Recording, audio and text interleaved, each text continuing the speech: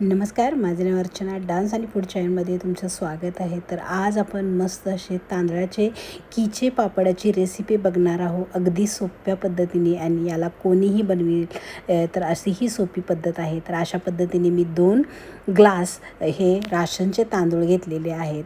तर तुम्ही बघू शकता अशा पद्धतीने 2 ग्लास घेतलेले आहेत आणि हे तांदूळ आपल्याला स्वच्छ असे 3-4 पाण्याने धुवून घ्यायचे आहेत आणि यामध्ये पाणी टाकून हे रात्रभर भिजत ठेवायचे आहेत. रात्रभर भिजत झाल्यानंतर हे तांदूळ आता काय करायचे, सकाळी आपल्याला वाटून घ्यायचे आहेत. तर अशा पद्धतीने मी मिक्सरमध्ये हे तांदूळ छान असे बारीक असे वाटून घेणार आहे.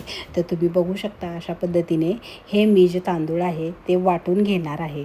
कारण तुम्ही डायरेक्ट असे तांदूळ कुकरला लावून शिजवूनसुद्धा घेऊ शकता, पण मी काय केलेलं आहे, याला बारीक करून घेतलेलं आहे. तर अशा पद्धतीने तुम्ही बघू शकता हे मी थोडंसं मिक्सरमध्ये जे लागलेलं होतं ते सुद्धा यामध्ये टाकलेलं आहे. चवीपुरतं मीठ टाकलेलं आहे. तर यामध्ये आपण कोणत्याही पापड खारचा वापर न करता हे पापड करणार आहोत. तर तुम्ही बघू शकता अशा पद्धतीने मीठ टाकून यामध्ये मी 2 ग्लास तांदळासाठी 2 ग्लास पाणी वापरलेलं आहे.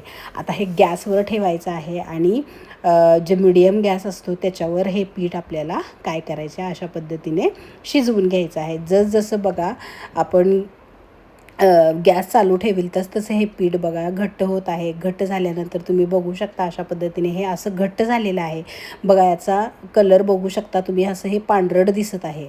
तर हे पीठ आपल्याला काय करायचं आहे, छान असं वाफवून घ्यायचं आहे. तर मला थोडंसं पाणी यामध्ये कमी वाटलं, माझं पीठ थोडंसं घट्ट झालं, म्हणून मी यामध्ये अर्धा पाऊण ग्लास पाणी ॲड केलेलं आहे. आणि अशा पद्धतीने लाटण्याच्या साहाय्याने हे पीठ आपल्याला काय करायचं आहे, छान असं या पाण्यामध्ये मिक्स करून घ्यायचं आहे आणि या पिठाला आपल्याला छान असं वाफवून घ्यायचं आहे.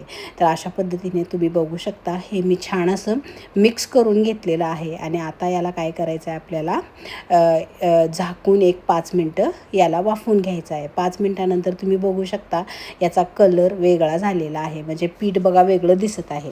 तर अजून हे आपलं पीठ छान असं शिजवून घ्यायचं आहे. परत याला थोडंसं हलवून घ्यायचं आहे अशा पद्धतीने.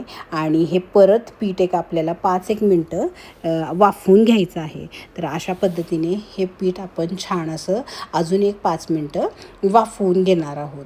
तर अशा पद्धतीने 5 मिनटानंतर हे पीठ बघा छान असं वाफलेलं आहे आणि कढईला बघा असं सोडत आहे आणि हातालासुद्धा आपण घेतलं ना तर हे चिटकत नाही आहे. तर आता हे पीठ आपलं शिजलेलं आहे, याला काढून घ्यायचं आहे.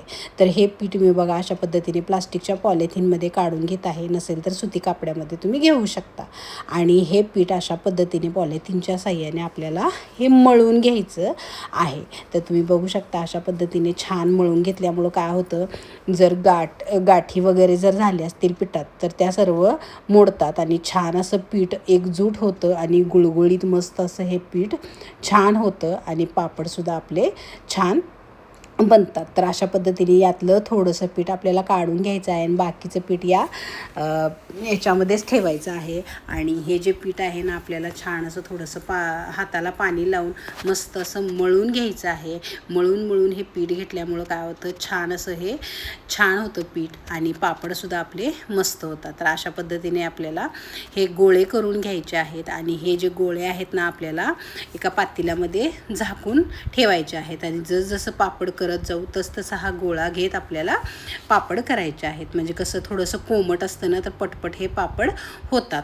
म्हणून बघा अशा पद्धतीने गोळे करून मी घेतलेले आहेत आणि अशा पद्धतीने पॉलिथिनच्या साहाय्याने एक घेतलेला आहे. आणि हा गोळा ठेवून आपल्याला अशा पद्धतीने प्रेस करून हे पापड तुम्ही बनवू शकता.